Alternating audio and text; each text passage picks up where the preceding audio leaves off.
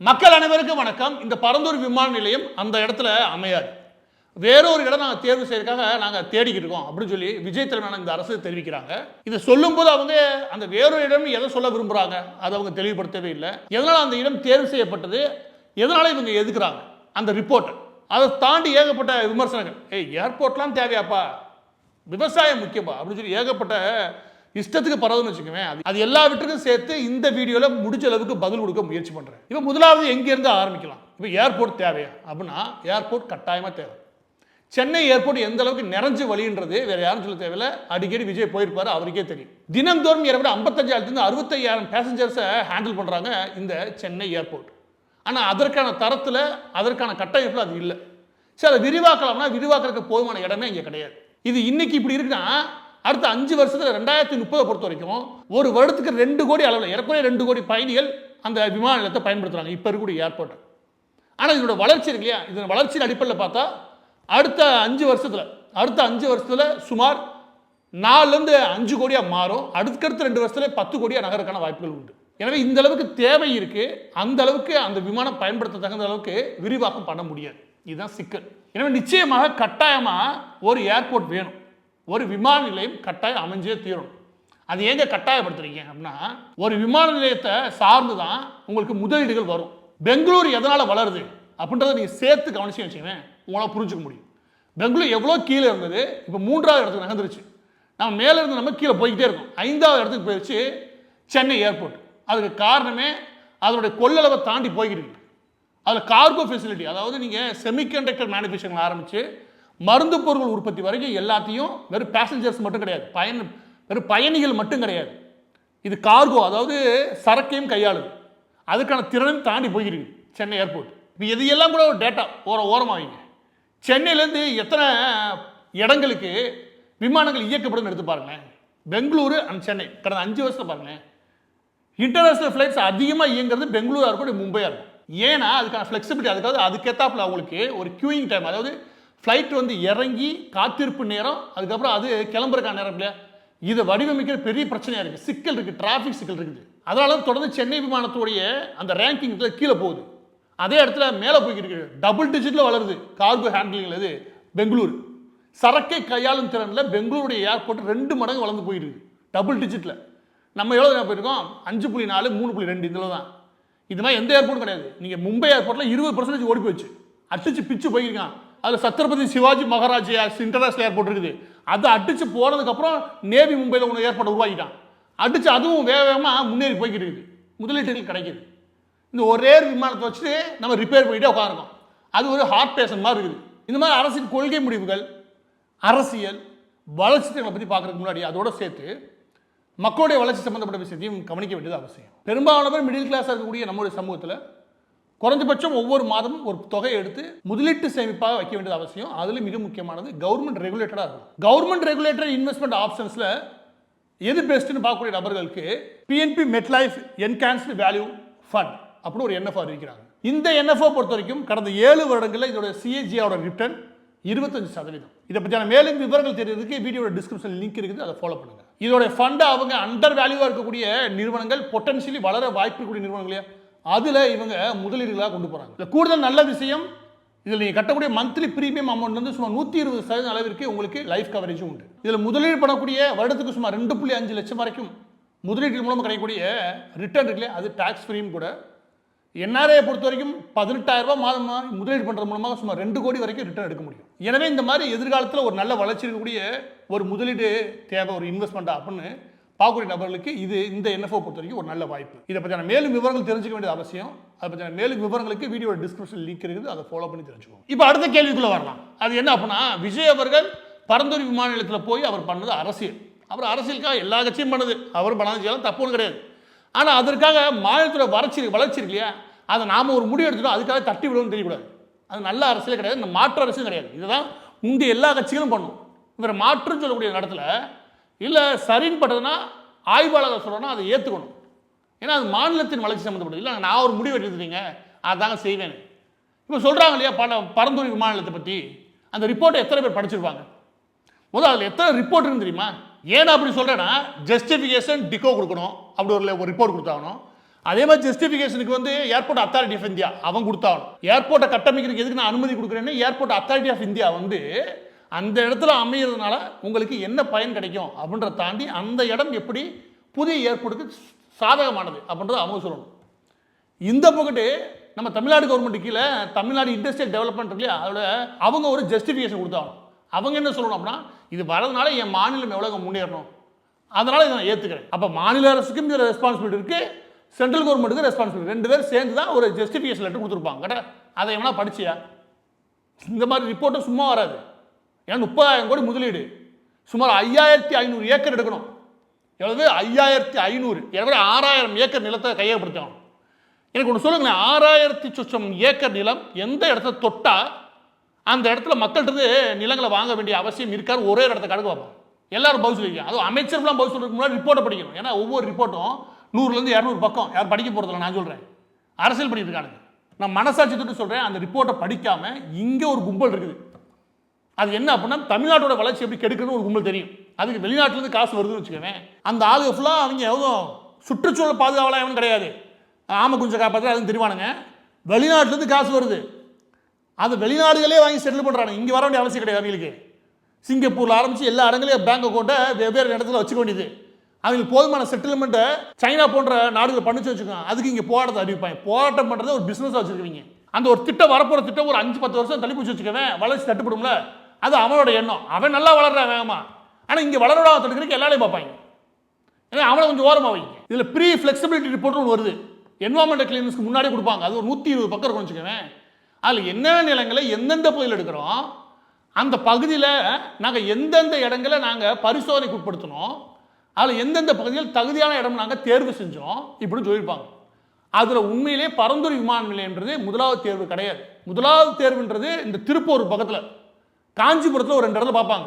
அதற்கடுத்து சென்னை ஏர்போர்ட்லேருந்து சுமார் 40 கிலோமீட்டருக்கு வெளியே இருக்கக்கூடிய பன்னூர், பரந்தூருக்கு முன்னாடி இருக்கும். பரந்தூர்லேருந்து பன்னூர் 15 கிலோமீட்டர் முன்னாடி. ஆக்சுவலாக அதை தான் பிடிச்சிருக்கணும்.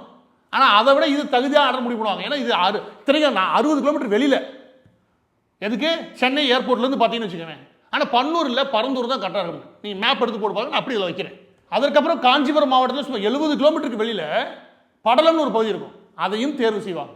அது மதுரை ஹைவே இருக்கு இல்லையா, மதுரை ராமநாதபுரம் ஹைவே, அந்த பகுதியில் இருக்கும். அதையும் தேர்வு செய்வாங்க, அதையும் ரிஜெக்ட் பண்ணுவாங்க. திருப்போரூர் வாய்ப்பே இல்லைன்னு முடிவு பண்ணிடுவாங்க. அது ஏன் வாய்ப்பு இல்லைன்றதை நீங்கள் அந்த ரிப்போர்ட் படித்தாதான் தெரியும். இறுதியாக முடிவு செய்யப்பட்டதான் இந்த பரந்தூர்.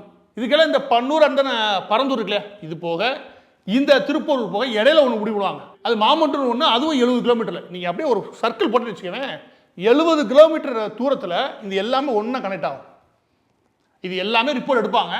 அதில் பரந்தூர் இடம் இல்லையா, அது சரியாக அவங்களுக்கு அமையும். இந்த இடத்துல அந்த 5 இடங்களில் 4 இடத்த ரிஜெக்ட் பண்ணாங்களே, அது எதனால் பண்ணாங்க? ஒரு விமானத்தளம் அமைகிறதுக்கு, ஒரு விமான நிலையம் அமைகிறதுக்கு என்னென்ன கவனம் எடுத்துப்பாங்க, அதுவும் அந்த ரிப்போர்ட்டில் இருக்குது. அந்த ரிப்போர்ட்டை இன்னும் தெளிவாக பார்க்கணும்னு வச்சுக்கவேன், அதில் டேர்ம் ஆஃப் ரெஃபரன்ஸில் ஃபார்ம் 1 இருக்கும். அதில் என்னென்னலாம் இருக்குன்னு நான் சொல்கிறீங்களேங்க, அப்போ தான் உங்களுக்கு என்னென்ன கேள்விக்கு பதில் இருக்குன்னு நான் சொல்கிறீங்களேங்க. அது என்ன அப்படின்னா, முதலாவது ஒரு விமான நிலையம் அமைனா பக்கத்தில் எந்த விமான நிலையம் இருக்கக்கூடாது. ஏன்னா அந்த டிராஃபிக்கை கண்ட்ரோல் பண்ணுறதுக்கான விஷயம் இருக்கு இல்லையா, அந்த விஷயத்தில் பிரச்சனை வரும். அப்போ சென்னை விமானத்துலேருந்து இவ்வளோ தூரத்துக்கு வெளியே இருக்கணும் முதலாவது. இரண்டாவது, அணு உலை சம்மந்தப்பட்ட விஷயம் இருக்கு இல்லையா, அது மாதிரி கிரிட்டிக்கலான விஷயங்கள் இருக்கு இல்லையா, இன்ஃப்ராஸ்ட்ரக்சர்ஸ், அது பக்கத்தில் இருக்கக்கூடாது. அதை விட ரொம்ப முக்கியம், இந்த டிராஃபிக் இருக்கு இல்லையா, அதுக்கு அதில் பிரச்சனை வர அளவுக்கு இருக்கணும். மூன்றாவது, ஓடுதளம். அந்த ஓடுதளங்களை உருவாக்குறாங்க இல்லையா, அந்த ஓடுதளத்துக்கு தேவையான இடங்கள் கிடைக்கணும். அந்த இடங்களை தேர்வு செய்யும்போது மிக முக்கியமானது, அங்கே வெள்ள பாதிப்பு அதிகமாக ஏற்படக்கூடாது. அதற்கடுத்து சூறாவளி அது இதுன்னு எதுவும் வரக்கூடாது. ரொம்ப முக்கியம், இந்த பறவைகள் இடம்பெறும்ல சீசனுக்கு, அந்த மாதிரி எந்த இடமோ அந்த இடம் இருக்கக்கூடாது. அதில் தான் இந்த 3 இடங்கள் அடியாகும். பறவைகள் இடம்பெயரும், அந்த பறவைகள் இடம்பெயர இடமா அது இருக்கக்கூடாது. அதற்கடுத்து காற்று வீசும் திசை இருக்கு இல்லையா, அதில் சிக்கல் வரக்கூடாது. அப்போ தான் டேக் ஆஃப் ஆகிறதும் லேண்ட் ஆகிறதும் ஈஸி. அதற்கேற்றாப்புல இடம் இருக்கணும். ஐந்தாவது, அந்த நிலப்பரப்பு இருக்கு இல்லையா, அது சமதளமாக மேக்ஸிமம் இருக்கணும். மேடு பள்ளமாக குன்றுகள்லாம் இருக்கக்கூடாது. அதை தவிர ஏகப்பட்ட விஷயங்கள் இருக்குன்னு வச்சுக்கோங்க, அது எல்லாம் மேக்ஸிமம் இருக்கணும். 6000 ஏக்கர் கைப்பற்ற போகிறோம், குறைஞ்சது ஒரு 3000 ஏக்கரை நெருக்கி அது சமதளமாக இருக்கணும். ஏற்கனவே போட்டக்கான்னு வச்சுக்கோங்க, பிரச்சனை வரக்கூடாது. அந்த மாதிரி இடமா இருக்கணும். அதில் மண் பரிசோதனை இருக்குது. சாதாரண வீடு கட்டினாலே மண் பரிசோதனை இருக்குன்னு வச்சுக்கோங்க, இதில் மண் பரிசோதனை போதும் அளவுக்கு சாட்டிஸ்ஃபை பண்ணி ஆகும். இதோட மிக முக்கியமானது என்ன அப்படின்னா, அது அமையும் போது கண்டிப்பாக இண்டஸ்ட்ரியல் டெவலப்மெண்ட் நடக்கும்போது கேட்டால் அப்படி நடக்கும்போது அது பரவலாக போகணும். ஏற்கனவே அடர்த்தியாக ஒரு இடத்துல உட்காரும். இந்த பரந்தூர் விமான நிலையம் அமைஞ்சதுன்னு வச்சுக்கோங்க, அதுலேருந்து 80 கிலோமீட்டருக்கு ஈஸியாக இண்டஸ்ட்ரியல் டெவலப்மெண்ட் நடக்கும். அதில் மிக முக்கியமாக பயன்பெறக்கூடிய மாவட்டங்கள்னு வச்சுக்கோங்க, திருவண்ணாமலை, அந்த பக்கம் வேலூர் வரைக்கும், இந்த பக்கம் விழுப்புரம் வரைக்கும், விழுப்புரம் கடலூர் வரைக்கும், பாண்டிச்சேரி உட்பட சொல்கிறேன், பாண்டிச்சேரி சேர்த்துக்கிறேன், செங்கல்பட்டு காஞ்சிபுரம், எனவே கள்ளக்குறிச்சி திருப்பத்தூர் சேர்த்து வச்சுக்கோங்க. இது எல்லாமே இந்த டிஸ்ட்ரிக்ட் ஃபுல்லாமே ஏர்போர்ட் அடையிறது 1.5 மணி நேரத்தில் அடைஞ்சிட முடியும். இதனால் இந்த எல்லா இடங்கள்லையுமே சென்னையை தாண்டி இண்டஸ்ட்ரீஸ் இல்லையா, அது தொழிற்சாலைகள் நகர ஆரம்பிக்கும். திருவண்ணாமலை தான் வராமல் போகிறதுக்கு காரணம் என்னவா, பக்கத்தில் சென்னை எல்லாத்தையும் பிடிச்சி இழுத்துக்குது. இந்த விமான நிலையம் வந்துச்சுன்னா திருவண்ணாமலையில் ஆரம்பித்து வேலூர் ராணிப்பேட்டையில் தொட்டு இந்த மாதிரி கடலூர் கள்ளக்குறிச்சி வரைக்கும் போதுமான விழுப்புரம் சேர்த்து சொல்கிறேன். அது எல்லாத்துக்கும் சேர்த்து நல்ல தொழிற்சாலையை வந்து அமையும். அந்த முதலீட்டாளர் வந்து போகிறது கரெக்டாக இருக்கும். ஏன்னா 60 கிலோமீட்டர் வெளியே வருது. அப்போ இதுவும் அதை சாட்டிஸ்ஃபை பண்ணணும். நம்ம எதற்காக இப்போ என்ன பர்பஸ் யூஸ் பண்ணுறோம், கார்கோ ஃபெசிலிட்டியில் ஆரம்பித்து இண்டஸ்ட்ரியல் டெவலப்மெண்ட் அதை தொட்டு நடக்கிறது முதற்கொண்டு அவங்க யோசிக்கணும். இவ்வளோ கேள்விகளுக்கு பதில் கொடுக்கும் அந்த ரிப்போர்ட்டு. ஏன் எத்தனை பேர் அந்த ரிப்போர்ட்டை படித்தான் கேட்குறேன், எத்தனை மினிஸ்டர் ரிப்போர்ட்டை படித்து வந்து பதில் சொல்லியிருக்காங்க கேட்டால் அது வந்து நிறையா நீர்நிலைகள் போச்சுங்க. அந்த நீர்நிலைகள் போச்சுன்று அந்த ரிப்போர்ட்டை வச்சு பேசுகிறாங்க. அந்த ரிப்போர்ட் அதை தாண்டி என்னென்ன பேசுன்னு கவனிக்கவே இல்லை. அந்த ரிப்போர்ட்டில் என்ன சொல்லுவாங்க, எத்தனை குளம் இருக்குது, எத்தனை குட்டை இருக்குது, எத்தனை இடத்துல மக்கள் போர் போட்டு தண்ணி எடுத்து யூஸ் பண்ணியிருக்காங்க, அதை தான் அந்த கணக்கில் சொல்லியிருப்பாங்க. இவங்க என்ன அதெல்லாம் சேர்த்துறாங்க நீர்நிலையில். அந்த ரிப்போர்ட் அது மட்டும் சொல்லாது, எத்தனை இடங்களில் ஆடு மாடு மேயருக்கான மேய்ச்சல் நிலங்கள் இருக்குது, எத்தனை இடங்கள் என்ன மாதிரி பாரம்பரியம் கொண்டது, கோவில்கள் சம்மந்தப்பட்டது, இல்லை நூற்றாண்டு சம்மந்தப்பட்ட ஏதாவது முக்கியமான இடங்கள் இருக்கா, அது பாதிக்கப்பட்டுருமா, இது எல்லாத்தையுமே சொல்லுவோம் அந்த ரிப்போர்ட்டு. எனவே அது எல்லாத்தையும் அந்த ரிப்போர்ட் சொல்லி வச்சுக்கோங்க. அந்த ரிப்போர்ட் போதும் அளவுக்கு சாட்டிஸ்ஃபைடாக இருந்தது, அதாவது திருப்திகரமாக இருந்தது. இதுக்கு தேவையில்லாமல் அரசியல் உள்ளே பூந்து எல்லா வேலையும் பார்த்தானுங்க. அதில் விஜய் தன்னோட அரசியல் லாபமாக நடந்துருச்சு. ஏன்னா இது வேணால் வேற ஒன்று யோசிச்சு பாருங்கள். இவ்வளோ ஆய்வுகள் பண்ணி 2024 ஆரம்பித்தோம் அந்த ஆய்வை, 2021 இந்த ப்ரொபோசல் வந்துச்சு. அதற்கு முன்னாடி 8 வருஷத்துக்கு முன்னாடியே இதுக்கு வேலையை ஆரம்பித்தோம். 10 வருஷமாக ஏர்போர்ட்டுக்கு தள்ளி போயிட்டு இருக்கு. பெங்களூர் முடிச்சு அடுத்த வளர்ச்சி போயிட்டான். வெக்கமா இல்லை நமக்கு? இந்த அரசியல்வாதிகள் பார்த்து கேட்குறேன். மக்களை தூண்டி விடுறதுக்கு ஒரு 10 பேர் தெரியும். நீ என்ன அரசியல் வேணா பண்ணு, மாநில வளர்ச்சி முக்கியம் நினைக்குமா இல்லையா? அந்த மாநில வளர்ச்சியில் தானே இன்னைக்கு இந்த 10 வருஷத்துக்கு முன்னாடி வந்து வச்சுக்கவேன். என்ன இந்த நான் சொன்ன எத்தனை டிஸ்ட்ரிக்ட் வளர்ந்துருக்கும், எவ்வளோ இன்வெஸ்ட்மெண்ட் கிடச்சிருக்கும், வேலை தேடி சென்னைக்கு வரணும் அவசியம் இருக்கா? தலையில் தானே. அப்போ எது எதில் அரசியல் போகணும் விவசாய வேணாம், எல்லா பேரும் அதே பண்ணுறோம். நீ என்ன மாற்றம்னு சொல்லிட்டு வரீங்களே, எங்கே வேணாலும் தேர்வு செஞ்சு அறிவிக்கிட்டோம். மாற்று ஏற்பாடு சொல்கிறாங்களே, 6000 ஏக்கர் இங்கே காட்ட சொல்லுங்கள்.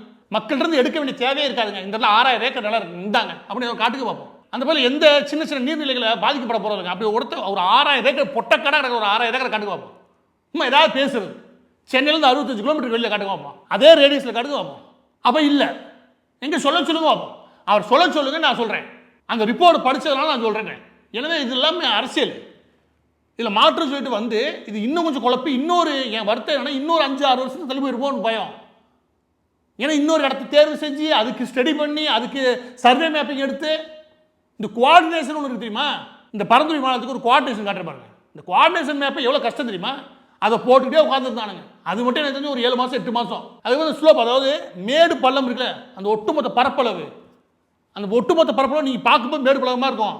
ஆனால் அதோட 3D வியூ எடுத்து வச்சுக்கவேன், பெரிய குழப்பமே உருவாகும். இது எல்லாம் நடத்தி இனிமேல் முடிச்சு இன்னொரு 6-7 வருஷம் ஆக்கிடுவாங்க. எனவே இந்த ஒட்டுமொத்த விவகாரத்தையும் விஜய் அரசியல் பண்ண முயற்சி பண்ணுறது, அதற்காக எதையாவது ஒரு காரணத்தை தூக்கிட்டு அமைச்சர் வந்து பேசுறது அருவருப்பாக இருக்குது உண்மையிலே. நீங்கள் வெளிப்படையாக சொல்லி இதான் பண்ண முடிஞ்சுன்னு வச்சுக்கவேன், இதுதான் கரெக்டு, இதுதான் சரின்னு வச்சுக்கவேன், மக்களை ஏற்றுப்பாங்க.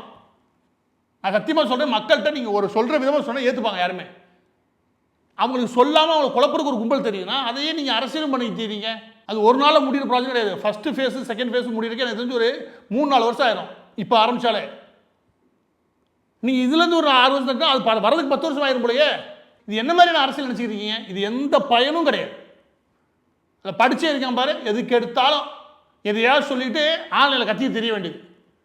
நம்ம கடமை என்ன? ஓகே, எதிர்ப்பு தெரிவிச்சுட்டு அங்கிட்டு போய் ஓகே நடிகைகள் பார்த்துருப்போம். எனக்கு தெரிஞ்சு நீங்கள் ஒன்று பண்ணுங்கள், இறுதி எவ்வளோ சொல்லி முடிச்சிடறேன். நடிகர்கள் மட்டும் தான் இங்கே வாழுன்னு சொல்லிடுங்க. எனக்கு என்னமோ அதுக்கேற்ற இந்த மண் இருக்குது. வெறும் நடிகைகளை பார்த்துட்டு வாழுங்க. அதுக்கு தான் இந்த மண் உருப்படும். வேறு எதுக்கு உருப்படுற மாதிரி தெரில, எப்படி தெரிஞ்சிங்கன்னா. எனவே தான் இந்த விவகாரத்தை பொறுத்த வரைக்கும் அமைச்சர் யாராக இருந்தாலும் சரி, வெளியே வந்து பேசுறியா, எந்த இடத்த நீ மாற்ற சொல்கிற அதை சொல்லு, நான் பேசுகிறேன். எங்கே சொல்லு பார்ப்போம். சொல்லிவிட்டு அதுக்கப்புறம் இதுக்கு மாற்றாதுங்க அப்படின்னு பேசு, அதுக்கப்புறம் நான் வரேன். இறுதியாக இன்னைக்கு முதலீட்டு விவரமாக பார்த்த பிஎன்பி மிட் லைஃபோட NFO இல்லையா, அதை பற்றியான மேலும் விவரங்கள் தெரிஞ்சுக்கிறதுக்கு வீடியோட டிஸ்கிரிப்ஷன் லிங்க் இருக்குது, அதை ஃபாலோ பண்ணி தெரிஞ்சுக்கோங்க.